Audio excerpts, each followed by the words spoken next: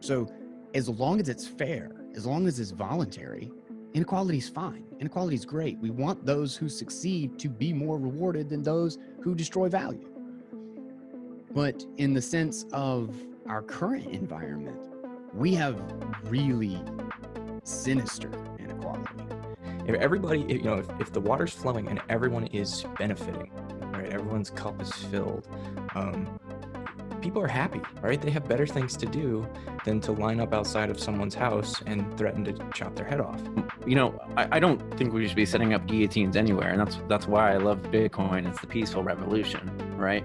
But why do people want to set up these guillotines? Because they know the system isn't working. It started to make a lot of sense to me that if we fixed money, we fixed so many problems in society. And so as a technology person, I was like, what should I be working on that's more important than this? There's nothing more important than this. Hello and welcome to the Tucson Bitcoin Podcast. Today I have on Dre Thompson, who's the Executive Vice President at Startup Tucson. It's a pretty fancy title. Maybe I need to come up with a more fancy title for myself. The Executive Podcast Producer of Tucson Bitcoin. Whatever. She's great. She's awesome. We had a great conversation about the local Tucson economy and how businesses fit into it. I tried to orange pill her at a point, and she was very open-minded to it, which I think is pretty cool. A lot of people hear Bitcoin and are resistant to it, but it was just a really fun conversation. She's got an awesome background, and if you don't know about Tucson Startup, you gotta go check these guys out. They're awesome.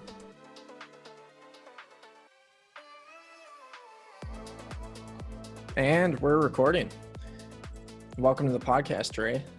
Thanks so much, Alex. I'm excited to be here. So you've got a pretty cool background, and excuse me, and it's kind of similar to mine in the sense of, like, it looks like you got a degree in a master's degree in along the lines of social work, social services administration. What brought you away from that direction into working with businesses? Yeah, so just a little background right now. I work for Startup Tucson, so I work with kind of early stage companies.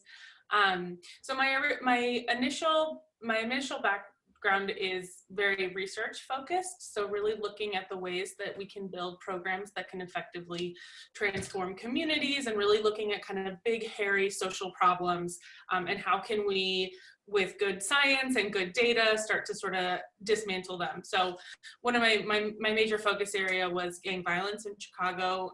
I also worked a lot in New York in early childhood, prevention, science. So that was kind of my background. I was always really excited about how can we create a better systems than we have already. So I was always doing that. I worked at NYU. I was a researcher. I was doing population health at the time. And then I always had on my little side hustle that I was always kind of working on, just like a lot of other millennials. So I was a children's book illustrator, and I did graphic design. I kind of taught myself web development. And so I just always had this little thing that I was kind of working away on. Through that process, I ended up moving to Arizona for a number of reasons we could talk about, but, so it was an opportunity for me to relook at different career paths.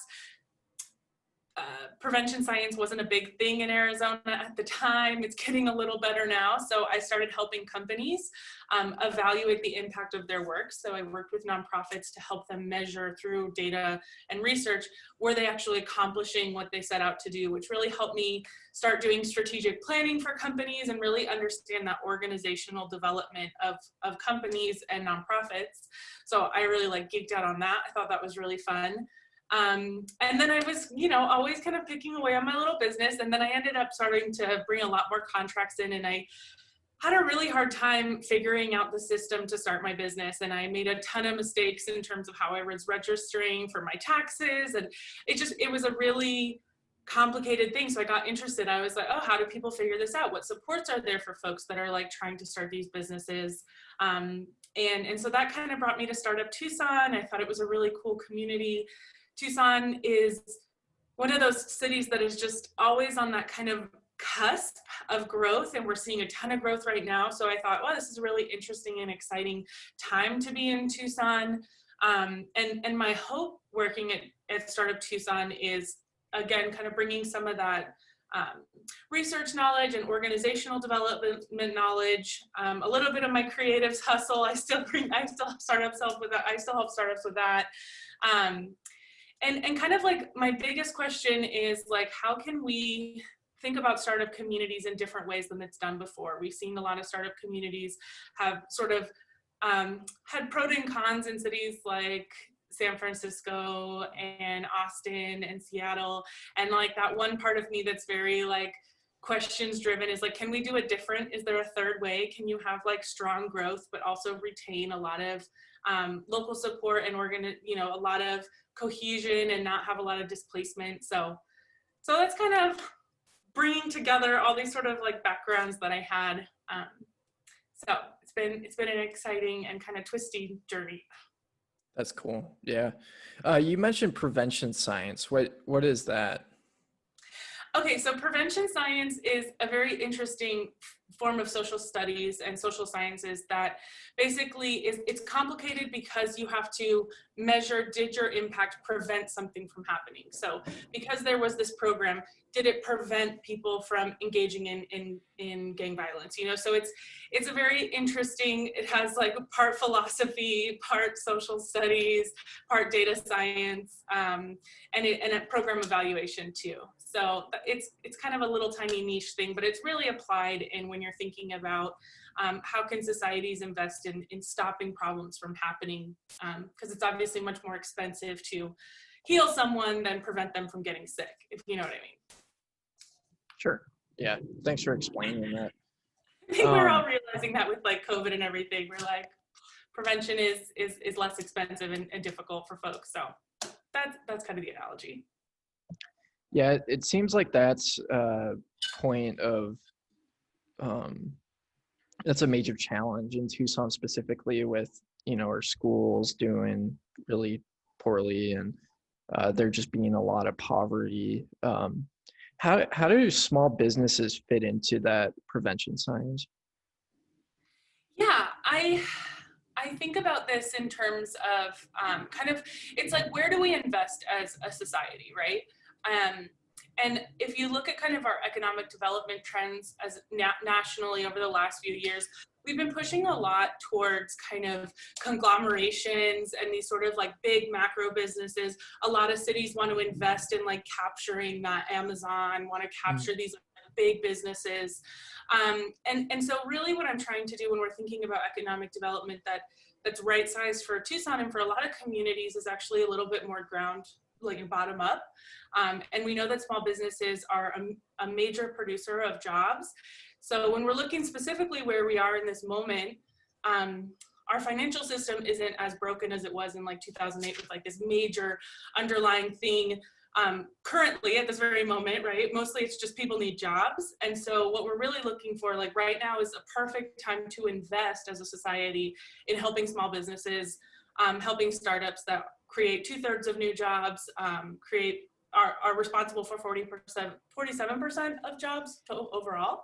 And Tucson in general has 97% of our businesses here in Tucson are small businesses. So this is, that's where we really need to be looking at and investing our dollars as a society. So that's kind of the connection is like, where do we want to make the choices as we're investing our public dollars? Yeah. Yeah, those are, you said that small businesses make up 47% of jobs. Wow. Yeah, that's a crazy number. And it's what we've seen. Yeah, I want to talk about that. My mom calls it the United States of Generica because everything's being consolidated. So why do you think, you look at every single industry out there right now and they're growing more consolidated? Why do you think that's happening? I mean, there's like so many myriad of options about why, the cause, right? I think you can't say it's one specific thing. I think that there's definitely barriers when you look at how can you make small businesses competitive and how can you help them grow. I think this is something that really hits on what you're passionate about too. Our fiscal system are not really working for small businesses. They're really designed to favor a lot of these, bigger conglomerations and these bigger companies. And so I would say that's one thing that we really want to focus on as a society, is how can we create fiscal systems that are small business friendly, that create on-ramps for entrepreneurs to innovate, and especially for women in minority businesses, this is huge. They just represent such a small number of the companies that are getting funded through VC or through bank loans. So there's huge barriers there. So that's one area that I think that we can agree really needs to be taken a good look at, and innovations need to happen in that space. Yeah, definitely. If we want to avoid what your mom says, what does she call it? Generica? Yeah, United States of Generica. I'm excited. Tomorrow I'm going to be interviewing a guy that wrote a book called Bitcoin in Black America. And one of the things it talks about in the book is specifically, racism in the monetary system with the banks and loans, where, and a lot of people aren't aware of it, that these institutions, like even in the last 10 years, this isn't like a 1960s issue, have given minorities loans at higher interest rates than, white people. And that has a devastating effect on communities over the long run, because they're essentially starting backwards. And yeah, I mean, the idea of like the monetary system really favoring large businesses, I'm glad you touched on that, because that's something that I think a lot of people are unaware of. Exactly how that works. So like, whether it's tax codes or it's just weird, like, to see all these different places jockeying for Amazon to come and giving them all these like sweet tax deals, and yet these small businesses aren't getting any of it. I think a really clear picture that can resonate with folks, just because it was so public when it happened, when the CARES Act passed and small businesses were all applying for the PPP money. I mean, the major deciding factor about whether you got it like that really quickly or whether you were bounced around was your relationship with your banker. And so, I mean, that's just right there is companies that had, large accounts, they got the sort of white glove treatment. They were able to get their money like this. They had no problems. And then folks who were maybe underbanked at that time, or, small businesses who had to like kind of find a bank to connect with, I mean, they were left out in the cold. And it's like, wow, what's the irony in that? That's what the money was for these companies that really needed that money to help tide them over for the next few months. So I think that's just a tiny, tiny example of these like micro things that happen beneath the surface that people don't know about, but that really make a huge impact if you are that small business and you're not able to access that money when, Shake Shack gets, their millions of dollars like that, so it's very complex. And it's not easily dismantled, but I think that there is some really good news in the horizon of financing. I don't know if the SEC just raised the limit that startups were able to do through alternative funding for like WeFunder. And I think that's a really great move. So you used to only be able to raise on WeFunder, like I think $1.7 million or something. And now they've raised it to 5 million. And I think that that's a really good opportunity because WeFunder tends to be a little bit more democratic in the way that folks can access it. It tends to be used heavily by women and minority business owners. And it's an alternative opportunity to traditional bank loans, which you've talked about, like, has a long history of, in black and white, the data just speaks to the injustice that is in financing. So that's good news. Yeah. And Tucson is just recently got WeFunder, so that's been really cool for the startup community here, as we've been able to have a number of our startups access that platform. That's awesome. I haven't even heard of that one, so I might have to check that out. It's like a crowd-based financing. So you're basically allowing other folks to invest in your company, small amounts at a time. So it really creates an equalizing force. Awesome. Yeah, one of the things that I found surprising as I've learned more about small businesses is how many operate on a cash only basis. And that's something that I saw an interview that one of the news channels did with Paul Mendoza of the Tucson Hispanic Chamber of Commerce, and that's something that he brought up was like the importance of small businesses being banked. Do you think that's going to be like, as we move more digital, do you think that's going to be a challenge for a lot of local businesses, is shifting directions with that? Yes. And we, so right at the beginning when the pandemic hit in March, we were getting a ton of calls from small businesses who were like, I have been meaning to put a website up for like years, but it always kind of got pushed to the back burner. So I need help getting this e-commerce website set up. How do I do this? Okay, I've got this. So we were walking a lot of companies through that. I don't know if you saw recently, Startup Tucson, we just applied for a grant for the USDA to help farmers and producers make that transition, that tech transition that they need right now, because with a lot of the markets not being at full capacity or being closed down altogether, their business was 70 to 80% just in these markets, and now they're gone. So a lot of them are having to quick pivot to online, thinking about e-commerce, thinking about shelf-stable products that they could develop to try to get out there. So, I mean, it's just, there's a lot of complications with this like very rapid transition that everybody's kind of being forced to do. And I mean, we saw in my initial study, only 13% of the food producers in our area even had like a modern e-commerce website set up. So there's a lot of need in that area to support folks who have been able to just do kind of mom and pop shops, cash, not really worrying about, creating a social media presence or, like really getting their channels all in a line, so that's a lot of what we've been doing during this pandemic. Startup Tucson has really been trying to focus a lot on supporting these small businesses with this giant tech gap that exists for them. Yeah. And I think the good news for anybody that's listening that is intimidated by building a website, it's actually a lot easier than you think it would be. And there's a lot of good website builders out there for you to use. And I mean, you could be like me and waste a bunch of time coding it yourself. Or you could just pay it like a little bit for a website builder on like Wix, or, there's a million different ones out there, but. Totally. You do not need code. You do not need to have there's so many easy services. We started this thing called Launchbox. We'll build you a website, $500, and get the SEO in line for you, create a plan for you, because it just shouldn't be a barrier for folks. Mm-hmm.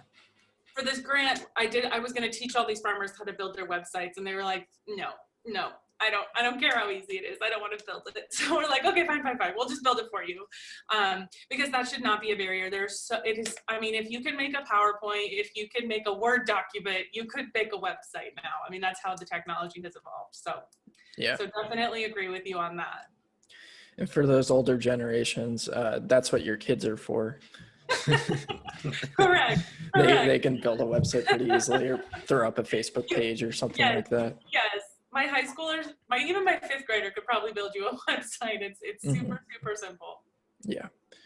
Yeah. So what are some issues that you see facing the Tucson economy right now? Okay, so obviously the hardest hit sector in all of this pandemic has been small businesses. And like I said, Tucson is basically all small businesses. 40,000 jobs. The Tucson has 40,000 jobs in the kind of food industry and retail area. So all of those, that's 40,000 people that are really up in the air right now. And that's a huge challenge. So I think responding well, I think we have pulled together as a community. I think there's some strong silver linings in that situation, but it really needs to be a continued investment. Our second area is really workforce development. We have a lot of companies that feel that they can't find the right talent in Tucson. And then conversely, we have a bunch of really talented people who say they can't find jobs. So I think connecting those, I think especially since our tech sector has grown so significantly, 90% in the last couple years, we need a ton of tech talent. We need developers, even in the entry levels. That's really going to be critical to ensuring that folks aren't bringing other talent in or offshoring talent, and so that we could really get locals paid. So that's a big need that I know that all startups are really concerned about is increasing our workforce development in the tech sectors. And we have great programs. Pima is doing amazing stuff with really automation, training a bunch of folks in automation to really try to get ahead of Arizona really becoming one of the critical states for driverless vehicles and automation. We've just started a program called Tech Prep where we're helping do, it's not a boot camp. There's a whole other story about what that program is, but it's basically we're building, really training software developers. But we need a lot more. We need a lot more people that are interested, excited, want to learn, because there are people who would love to train you and hire you. So with really great paying jobs. Are there any age restrictions for that class that you do? We just run our pilot. We're actually just wrapping up our pilot. Obviously the goal, it was, supported through the city of Tucson. So obviously our goal is to get people jobs. So we would love people to be over 18 so that they could, be hired. But in terms of learning, when we're fully operational and we're, not out of pilot mode, I think that it would be totally cool to have high schoolers who are interested, getting started early. Cool.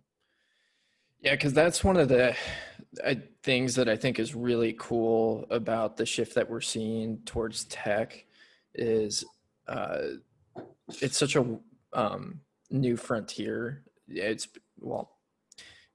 Everything ever is tech, but like the way that we use it, the term modernly, talking about computers and software and stuff like that, in automation, everything's so brand new that sometimes schools are actually way behind in teaching people what they need to know to enter the workforce. So classes like that can be really, really useful for kids instead of going. We have an amazing resource, JTED, in Tucson. I'm not sure if you've heard of that, but they're building an amazing, gorgeous new facility, and they have coding classes, they have manufacturing courses. There is resources, but I completely agree. Starting from an early age, like coding classes should be built into elementary. It's just helping kids to even start thinking that way is going to be really important for the long-term growth. Yeah, it's something that was a bummer. It wasn't even a thought in the back of my head growing up was getting into tech.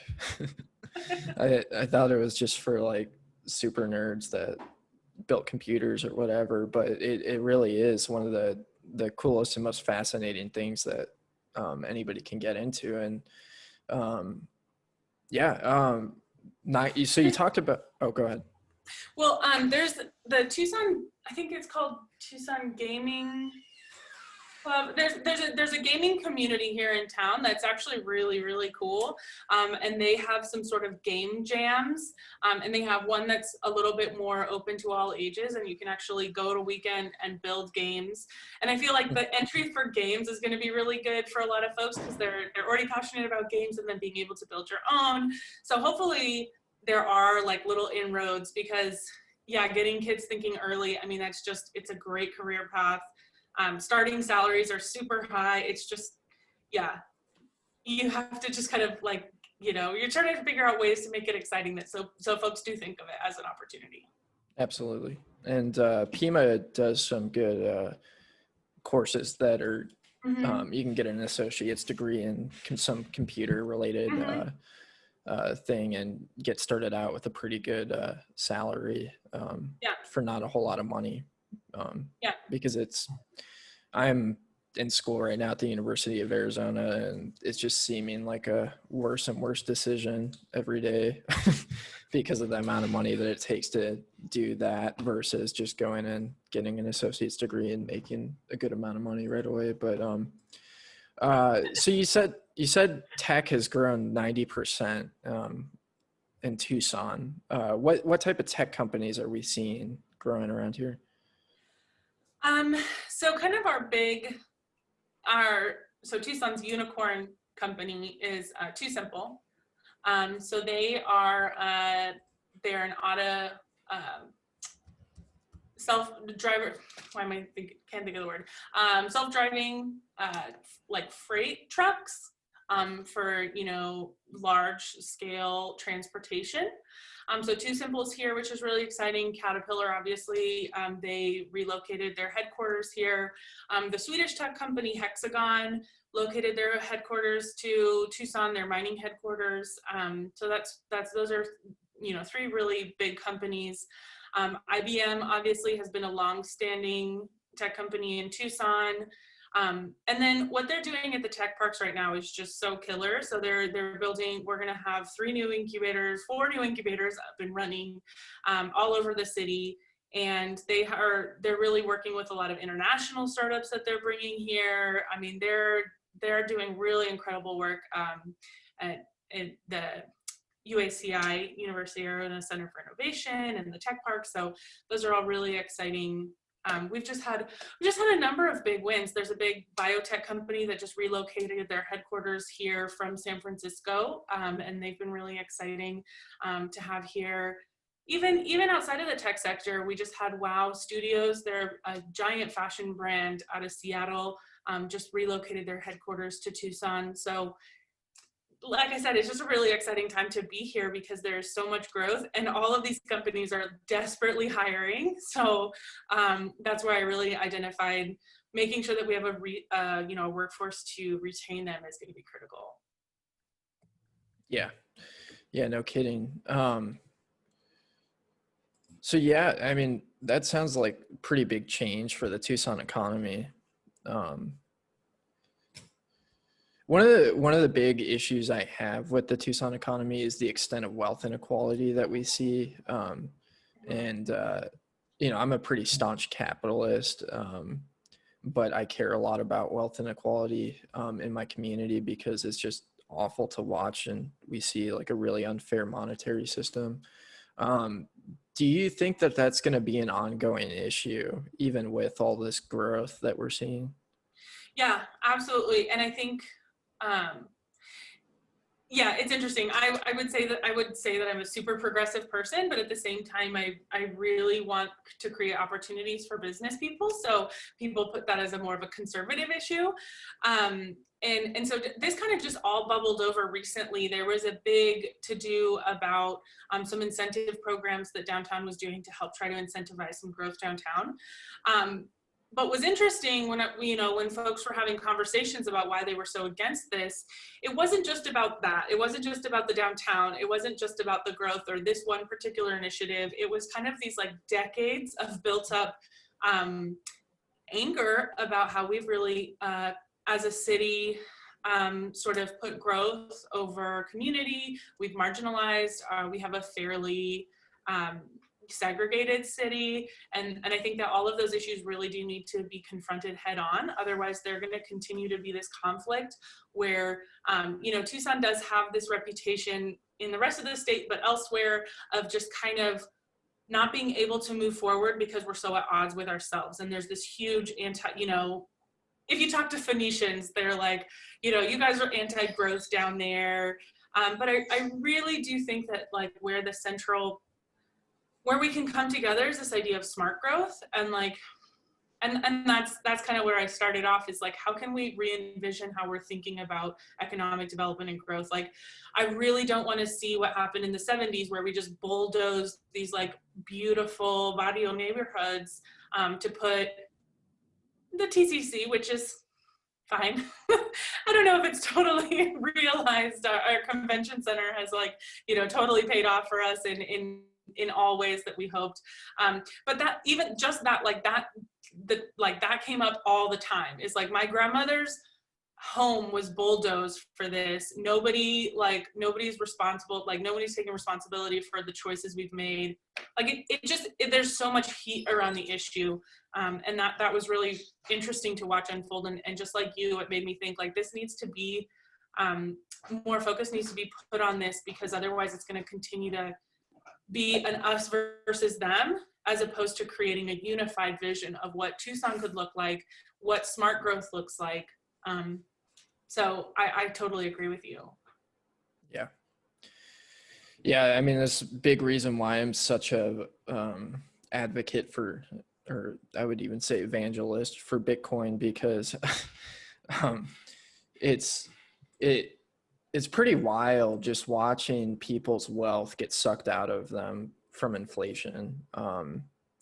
And I think it's a really unfortunate situation, and it's not talked about. It's not like, I mean, there's sometimes, some people that will point out to the Fed chair that his policies of printing endless amounts of money create wealth inequality. But that's a big thing that I want to see happen, is people to be able to store their wealth securely and safely, and not just get it taken from them by some like secretive tax that isn't talked about. Here's a hot button issue, Tucson issue. So there's some talk that the Gem Show might be moving. Have you heard anything about that? Oh, relocating out of Tucson? Mm-hmm. I think to Denver. No, I have not on my radar heard that. That would be a huge change for Tucson. A lot of folks have sort of pinned a lot of their economic development plans on the Gem Show being sort of a central event. Now I want to know about this. Where are you hearing this? And I wonder why. I'm fact checking myself right now. Well, I know that they canceled it due to the pandemic, which is a huge, why isn't my internet loading?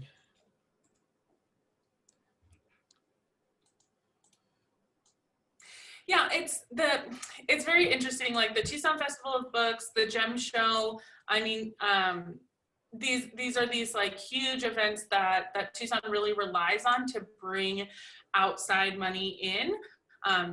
Tucson Meet Yourself as well, it tends to be a little bit more regional. I think that the Gem Show is just super international in the way that it attracts folks. And we don't have a ton of events that are would be lining up to take its place. I run a festival called 10 West Festival, and we've been growing. Last year we had 14,000 people, but making that jump from a regional and local festival that's popular to a national and international is just a huge jump. So now I'm like on the edge of my seat here, Alex. I'm not finding anything. I just saw that they canceled it. It might just be in the rumor mill. I might have just brought up some fake news, unfortunately. Okay, well, I'm definitely gonna look into it. Yeah, I should have fact checked it. It just popped in my head for some reason. That would be a pretty awful thing if that would happen. And that's kind of interesting how I think that's one of the benefits of moving more to a tech-based economy, is that you're less reliant on these certain things. And we've seen big tech kind of flourish during the pandemic for sure. I think it's going to have a long-term impact on how people are thinking about work, thinking about location, thinking about where they're choosing to live. It's, obviously I think if you've been paying attention to the news, I think a lot of people are thinking about, well, why is it that I'm living in this city that's super expensive?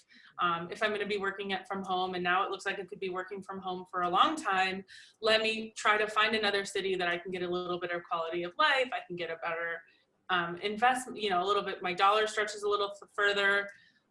This month, actually next week, We are launching Remote Tucson. So we're actually going to be incentivizing folks to move here. And we're not even advertising it, nothing. We've already got a ton of folks that are interested. We've had people from Google that have been signing up for information. They're really interested in moving to Tucson. And there's a number of like perks and benefits that we're offering to help make that transition a little smoother. But there's cities around the country that are also doing this, and it's been really effective because the ROI of these big cities in a pandemic is not working out. The numbers aren't working for folks, and just like needing space. And that's something that we can offer here. Yeah, I mean, one of the biggest things to offer here that people find attractive is, other than a few months, the weather's okay, and the cost of living is so low. It is just so unbelievably low in comparison to a lot of these other cities out there.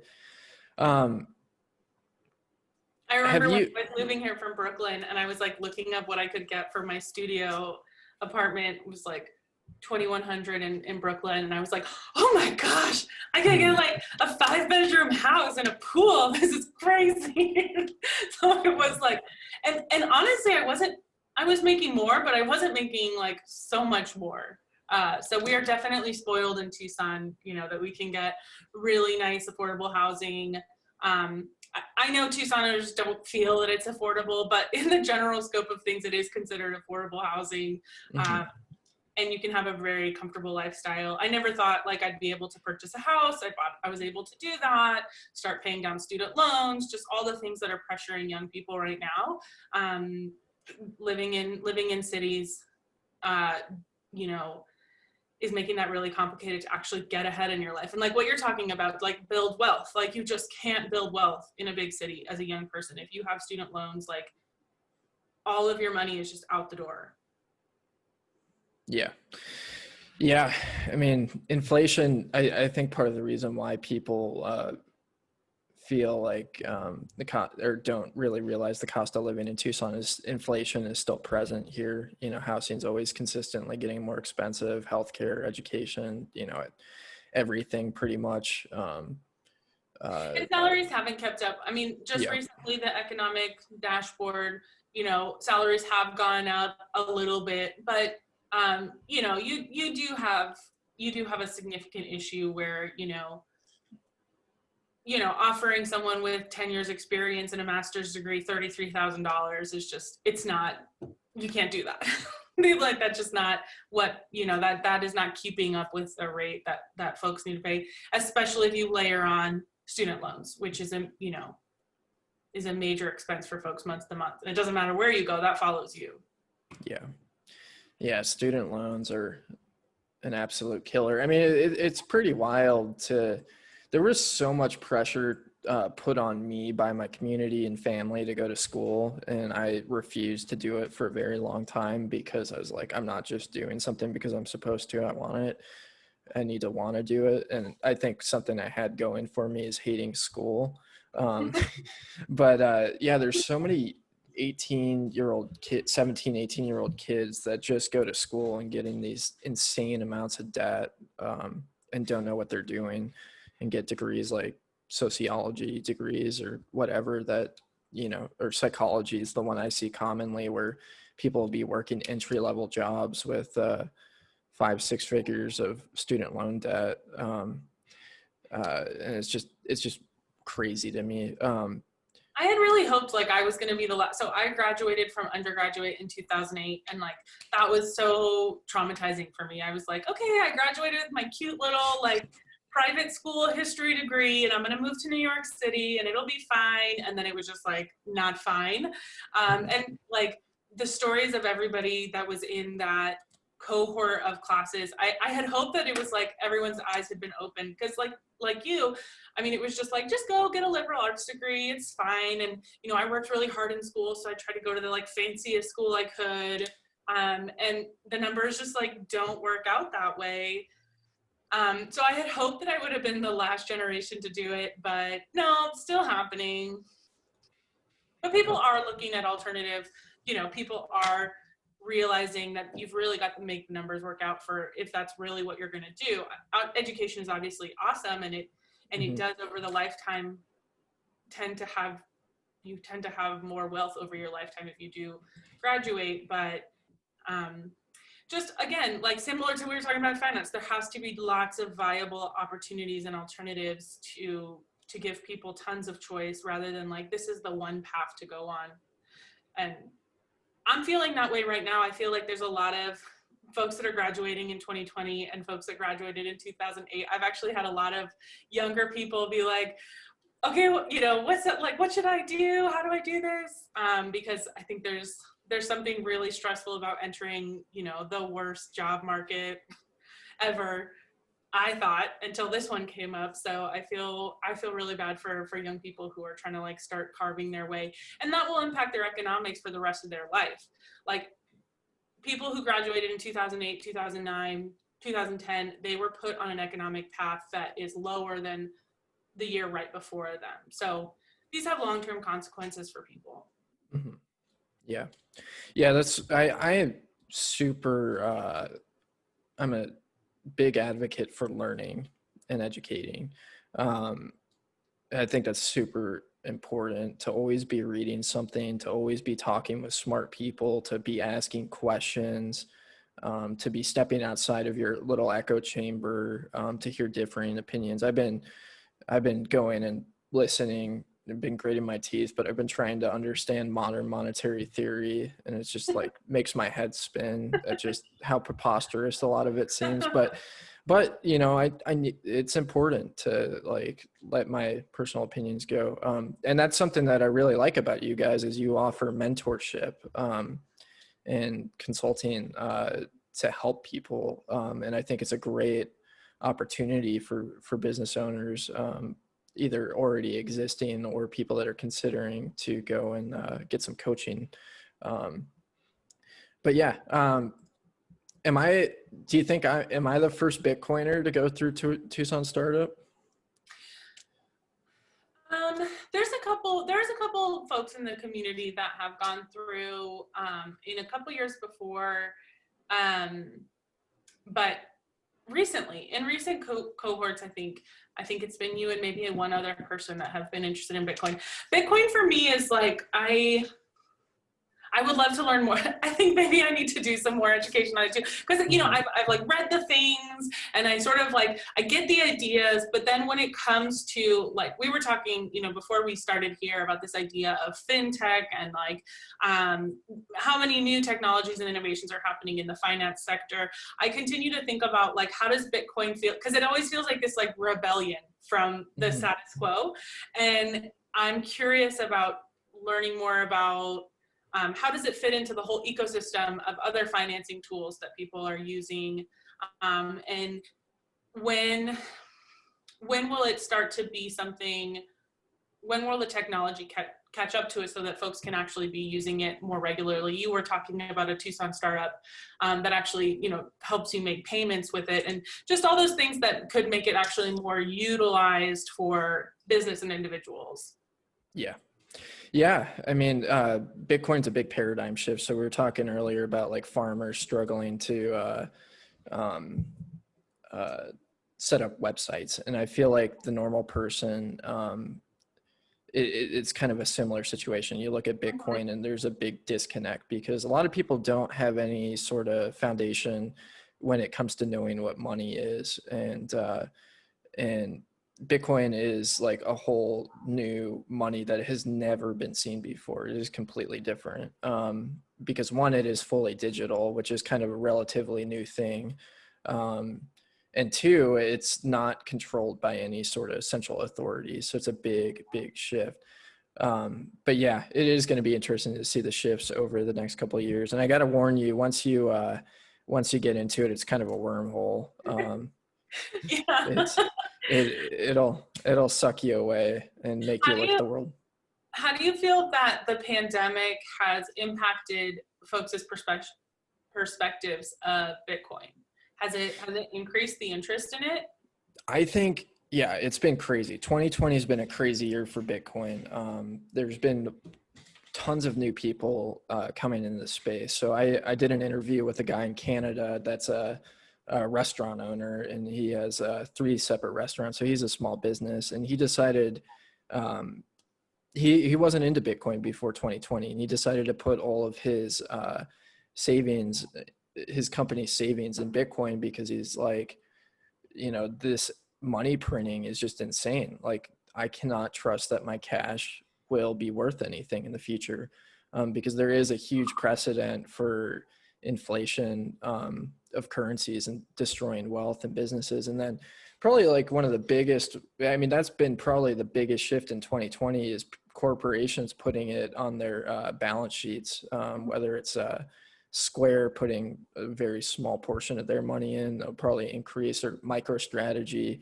putting a huge portion of their cash reserves into Bitcoin. I mean, a very $425 million, because the CEO described their cash as like sitting on a melting ice cube. Yeah, I mean, there's an increased demand. Like, people realize that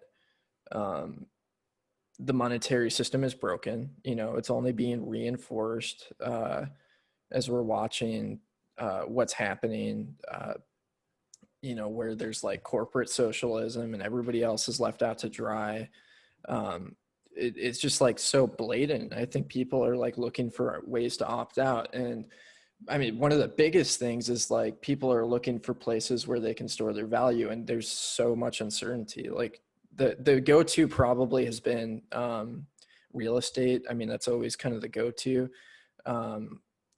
We've seen the buying markets go insane in real estate.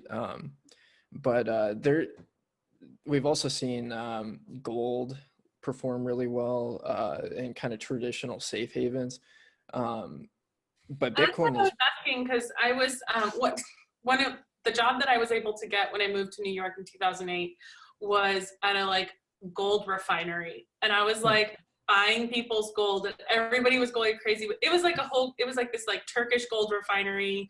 It was a whole crazy story. So I was like in the diamond district of New York City, like melting gold into bars. And I just remember I got totally saturated in like the whole gold and culture, which is very different. For people in the United States don't use gold as much, but in other economies where they've seen a lot of volatility, everybody puts everything in gold. You like buy gold as wedding presents, graduation present. Like, gold is just the safe way to store your money. So I was curious if Bitcoin is similar to gold in that way, that in times of, when you see economic turbulence, you see a lot of folks kind of looking for alternative ways. And it sounds like that is what's happening. yeah, I mean, I think like a lot of people get into Bitcoin for different reasons. It's definitely proving itself to be a store of value in crazy times right now, as it's performing really well, up 100% year to date, and up 23% in the past month. I mean, there's really not any other asset class out there that can really compete with that. Gold hasn't done anything close to that. It's done well. It's done really well, but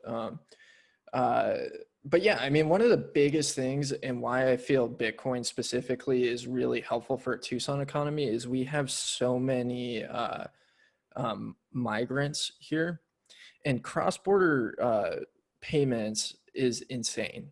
It's just absolutely insane to try and send money across a border. And Bitcoin, you can send it like within an hour very, very easily. Like, if you've ever sent Bitcoin versus sending a wire transfer, it's like a million times easy.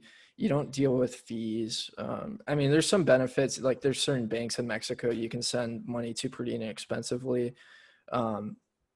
But it's just kind of that universal money. And I think like for remittances is one of the biggest use cases for people. Like, I send money to people in Mexico, and it's super, super easy. And they're like, wow, this is cool. And so, I mean, I think it'll be a growing thing. It's definitely a generational thing. I think like some of the older generations will be kind of slow to get into it because it's just difficult. It's digital. They want, there's this idea that, you need physical things like gold to store your value. But, you know, for younger people that don't really use things in the physical world, I mean, it's just kind of like you were talking about gaming earlier. Like the world of gaming is just so different and crazy, and what's happening right now, with microtransactions and stuff like that. Like my entire life is on the internet, you know, Yeah. like I go to school on Zoom, you know, I do these podcasts on Zoom. I'm on Twitter a lot. My kid lost a tooth, and so, you know, I put a dollar under the pillow, and then he like woke up and he was like, "What am I gonna do with this? Could I have an Amazon gift card? Like, I don't know what to do with this dollar." And so I think that's like a really good, you know, illustration of what you're talking about, where you're like, why? I mean, I barely even keep cash on me. Like, if I have cash on me, it's like totally crazy. I had to like go special to get this dollar for the tooth fairy. And then he was like, I don't know what I'm supposed to do with this. Yeah. So like that generation is, and you're, you know, it's going to be completely comfortable. I can see that happening. And especially as like what we're talking about, if we are looking at more folks working remotely, hey, I don't need to work from here. I'm thinking this weekend of going to Mexico and working remotely from there. You know, the obvious advantage of being able to not have your currency tied to a particular country and being able to transfer things easily, that all makes a lot of sense. Yeah, I mean, I think like the biggest paradigm shift that Bitcoin brings is the complete, it reshapes our relationship with government, because right now we have a very coercive relationship where they essentially put a gun to our head and tell us to pay them taxes, and then they go and like mismanage the money very blatantly in front of us. And like a lot of our local governments are completely broke, and they act really irresponsibly with like what you call it, deficit spending. So like I've had some people on from Truth in Accounting, which is a think tank in Chicago, and they monitor all the local governments, and it's pretty crazy. Like, you know, you look at the Arizona pensions on their website and they look terrible. You know, and that people are like relying on that. They can't just like end their careers and not get their pensions, because of their retirement's built into that. It's built into Social Security, and you know, their whole lives they're forced to pay taxes and put money into these things that are supposed to be there for them, and if they're not, it's pretty terrible. Now, you take something like Bitcoin, one, it preserves your wealth because it's not getting debased. Like monetary policy in regards to the dollar or any fiat currency is very, very unpredictable. Like we don't know what's going to happen. Bitcoin, it's fixed. You know, there's an inflation rate that cuts in half every 4 years until it reaches the total supply of 21 million Bitcoin. So you know the supply, and you can verify it by just running like some software. So anybody can verify it. You know, there's no way for you and I to verify how much gold there is in the world. You know, there's gold counterfeiting coming out of China, which is really popular. I mean, I guess you could verify if it's real or not, but it's really expensive to do so. There's no way to verify how many dollars are out there. Stocks are kind of like a weird system of IOUs. And so one, Bitcoin is a lot harder to confiscate because, you know, like if the IRS comes after you or something like that, and this is where people kind of turn their brains off because they're like, oh, this guy's like some crazy libertarian or whatever. But, you know, there really is a precedence throughout all human history for government abuse. And like to live in the US and to say that there's never been government abuse is pretty naive. You know, because we can talk about like racist policies that we've seen in the country, like even in 2020. You know, there will always be groups that are targeted unfairly, you know, and it's generally going to be minorities. And so like something like this really empowers people. So and the biggest way of empowerment is just not getting poorer and poorer every single day. As the money printer just goes burr. Like that's probably the biggest, like savings is important. And it's really difficult to save because, you go and you're budgeting and you're being responsible and not getting a lot of debt, and then you're putting all this money away into, you have to put it into assets, and these assets aren't guaranteed. Like the stock market is honestly a big Ponzi casino. You know, these 401ks, you know, you don't know where the money's necessarily going. A lot of it's going to, like, I just watched a crazy documentary of all this, of these wealth managers putting all this money in like these like fraudulent Chinese companies, and it's just like one big bubble. And the, you know, the pensions are horribly misrun, and it's just a crazy game. So yeah, I'm a pretty big fan of Bitcoin because it's a big shift of empowering people. And like, if you're a business owner, you know, and you have cash reserves, you can put your money in cash, which is going to just depreciate in value. You know, and as it depreciates, you have to raise your prices and, you know, pay your workers less and even lay people off, or you can opt out into a new monetary system that better serves you. And yeah, if anybody needs help, like, you know, I love BTC Pay. You know, it's free software that you can run for e-commerce and start accepting Bitcoin. It's awesome. Like, but yeah. Is that kind of the major, like when we are looking at technology, that's like a major paradigm shift? Like we were talking earlier about, you know, driverless vehicles, or even when electric vehicles came on, there was this sort of like a sudden need for infrastructure. Like, oh, well, where are we going to get our chargers? Like, what do you think are kind of the major infrastructure things that need to be in place before it can be, okay, cool, I can actually participate in this, and I'm not going to come into a bunch of blockages. It's not going to, you know, challenge the way, you know, obviously something like Squarespace you had mentioned earlier coming on, that's going to make it a lot easier for business players because they don't want to change everything they do to accommodate a new system. So like those infrastructure pieces that can facilitate the paradigm shift. Yeah, I mean, I think the infrastructure is already here. And that's kind of where I come in, is like helping people with it.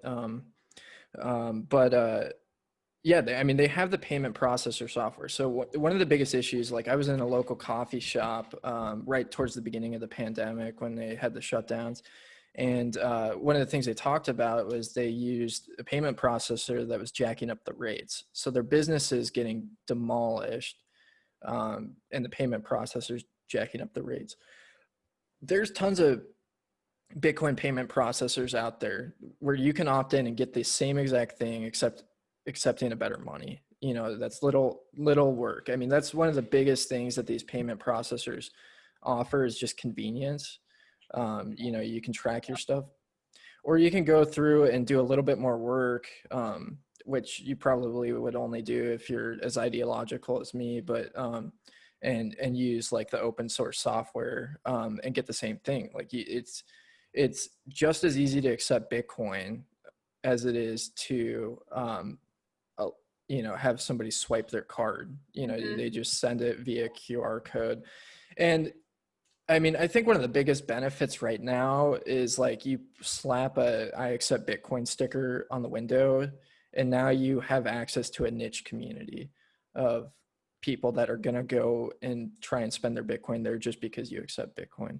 Now, like the infrastructure on a larger scale is getting built out. So there's rumors that Venmo is going to be offering Bitcoin because they've seen Cash App kill it with their Bitcoin sales. And now PayPal's getting into it too, which is insane, you know, because it's like, yeah, those are major players. And I don't know like how necessarily good it is, but I feel like it's much better to be on the front end of this, to learn about the technology and implement it, rather than waiting until you have no choice but to do it.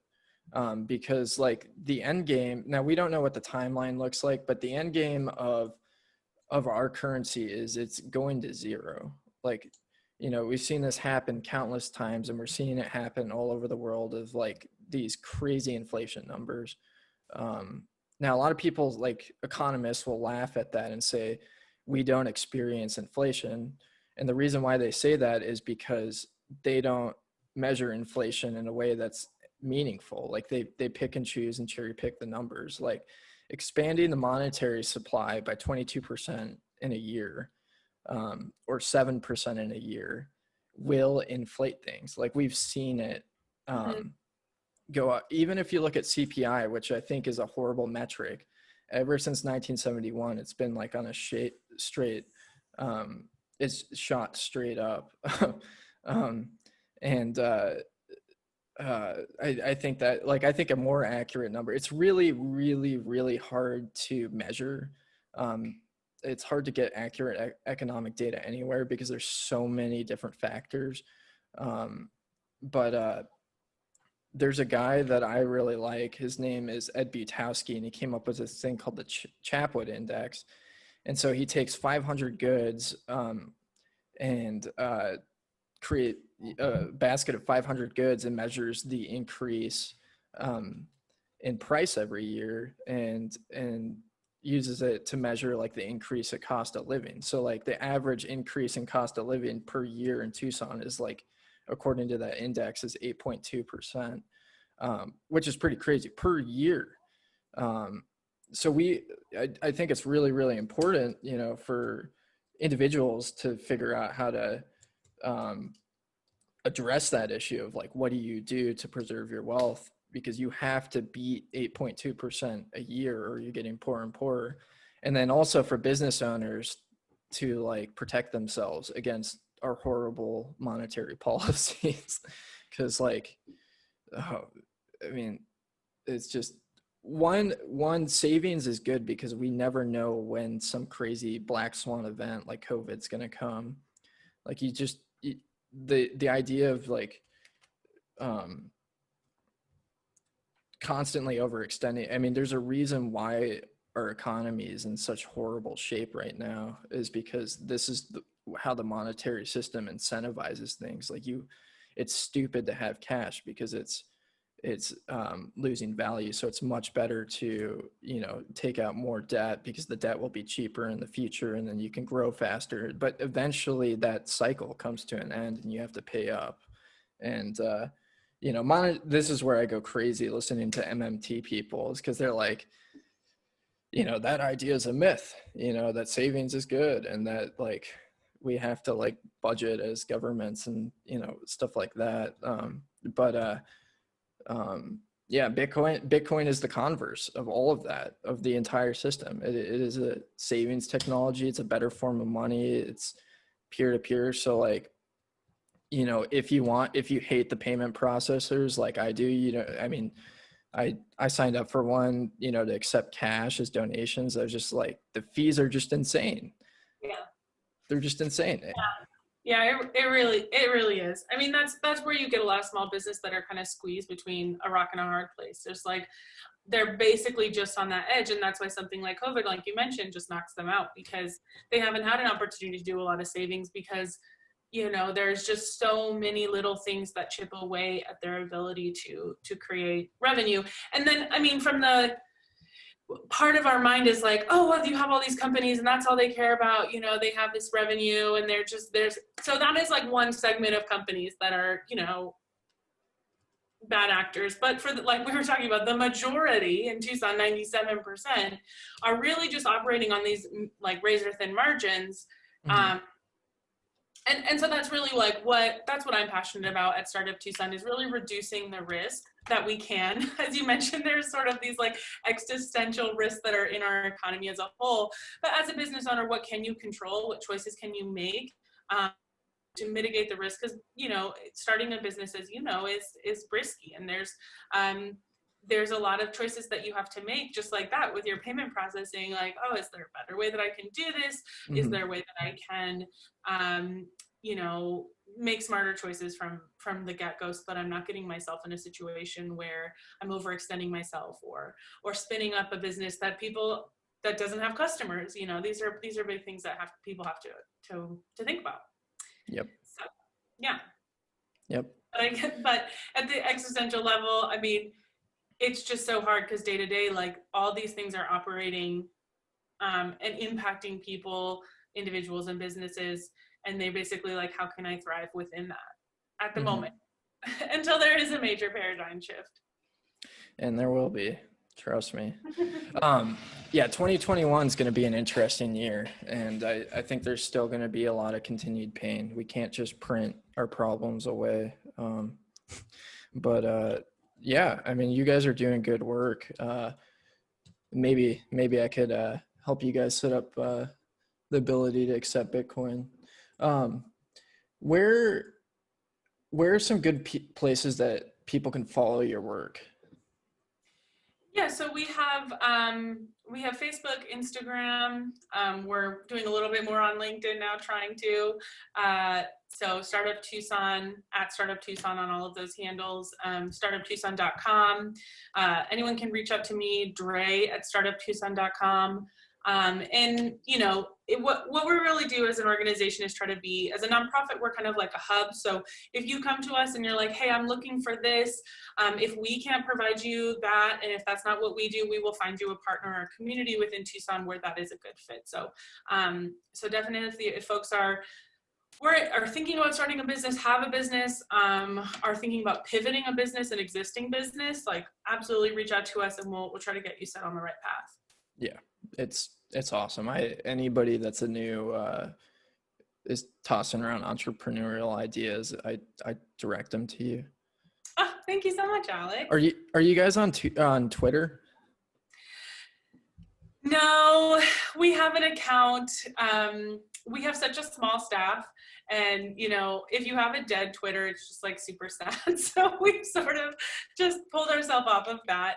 That is something that we'd like to expand to, because we, we're really people a lot are coming to us for questions about kind of these bigger issues, policy issues, and we have a lot of opinions about them. So we're thinking about expanding that, but it's just a bandwidth issue. Yeah, no kidding. I get it. I love Twitter. I'm always on Twitter. It's like the best networking. I swear Twitter is a million times better than LinkedIn in regards to networking, but it's so direct. You can just, it's great. I've had times in my life where I was very much into Twitter, but it is like a commitment. I feel like it's like a new relationship. You have to like commit to it, because it can suck you in. It's definitely a black hole, and it can be kind of toxic sometimes, but yeah. So do you guys accept donations? We do. Yes, cool. We do. All of our programs and services are free or low cost. So support from the community is really, really awesome. We have a little, as if you donate, we get little recognitions and different little surprises and things from us. And so you can go to our donation page and look at the different levels of support that you can engage with. Or if you're somebody who has a business who would be interested in mentoring, we are always looking for great mentors to help support entrepreneurs. That's awesome. Yeah. Make sure to donate to Startup Tucson so they can get a Twitter account rolling. Yes, we would love that. And when you say low cost, it's like really low cost. I did the one of the 101 classes. Yeah. And it was, Startup Labs 101. It was $10. So and it was incredible. It was so helpful. And it is worth it. It's the price of a Nico's burrito. And the value that you get from it is just unbelievable. So if you're thinking about doing a business, please go check these guys out. Right. Yeah. The 101 is a really great way. It's a 2-hour class, just super overview. I think since you've taken yours, we started the Startup Fundamentals, which is basically a 6-part series of that. And then we have a demo day at the end where you pitch in front of investors and mentors. And then we have a new thing that we've just added recently is called the Momentum Mentor Sprint. So you get paired with a mentor in an area of a goal that you want to achieve. And for 2 months, we have sort of a structured mentorship program, and it's really to help you get to that next level. So we've added a ton of, we've been very busy over COVID and adding a bunch of these things that had been on our wish list, and now we had a little bit of time. So we've been adding a ton. But the 101 that you took, that's a great way just to kind of dip your toe in the water. We also have like weekly free coffee bites where you can just come in 15 minutes, tips and tricks. And we're obviously everything's digital now. And those are all free. And that's just a way to kind of start to connect with people in your community who are, you know, innovation minded and also starting businesses. So those are, if folks are out there, they're not sure, those are always great just to come and connect and meet people. That's awesome. Yeah. Networking's huge. Well, yeah. Well, I really appreciate you coming on the podcast. It was a really fun conversation. Yeah, I love talking to you, Alex, and thank you for all your kind words. I'm glad you had a good experience. And yeah, I'm super fascinated in this topic. I'm so glad that you invited me on to talk about economic development, and also learned a lot from Bitcoin. So this was great for me too. Yeah. Hopefully you'll take the orange pill sooner than later. Well, that was a really fun conversation with Dre, and she's great. She just has such a good vantage point on the local economy and on the importance of small businesses. She did a really good job of explaining that, and it's important. I brought up a story that I couldn't verify. I went back and looked at it, and I might have either misheard somebody or somebody told me something that wasn't accurate, but the idea of the gem show moving out of Tucson, so I apologize for that. It brought up some really interesting things, though, you know, the importance of small businesses in our community. There's so many small businesses that are involved in that show, from restaurants to vendors selling gems to hotels hosting people, that play a major role in our local economy. And if those businesses fails, we're really going to be struggling even more so as a community. So things like that are really important, and puts into perspective how important entrepreneurs are. A lot of times, like, something that bothers me when people talk about the economy is that it's just very depersonalizing. You know, it's kind of this like big monolith, and people tend to think of their employer or think of like the stock market, and it doesn't factor in these small businesses. And Dre said that small businesses provide 47% of jobs in the country, which is just mind-boggling to think about, you know. So that's like almost half. And it's, you know, this is like businesses that provide incomes for people to put food on the table, and without them, it's just kind of a scary thought. So yeah, I mean, things like this are really important, you know, to support local, because they tend to pay better, they tend to be more ethical, you know, one thing that's really apparent is competition is one of the most important things in economies, and small businesses are competing, and they're competing against these giant corporations. So to support them is really supporting your community and supporting America, and capitalism. Ultimately, you know, you're supporting whatever. Tangent over. If you like the podcast, love for you to get the word out there, tell your friends, family, subscribe. Anything that you can do to like boost the algorithm would be great. Leaving reviews, commenting on the video on YouTube, or, you know, whatever. You can also support me on Patreon, and Patreon is just an awesome platform. You know, I prefer, if you were to donate to me, to send me Bitcoin, you know, and I'll be happy to add you to the Zoom meetup. But yeah, I mean, I want to see the adoption of Bitcoin in our community, and I am really passionate about it because I hate the things that we're seeing with the broken monetary system and just the screwed upness of our money. So yeah, any way that I can do that, I'd love to, you know. So if you're a business owner, I'd love to help you out, how to get set up with a BTC Pay server, you know, to start accepting Bitcoin, you know, selling stuff on websites. You know, they have so much good stuff. And it is kind of technical, but yeah, I mean, you can reach out to me on LinkedIn. You can reach out to me on Twitter. Probably the best way on Twitter is to reach out to the Tucson Bitcoin podcast. And yeah, we can meet up and talk Bitcoin. But yeah, really appreciate you listening. Have a good one.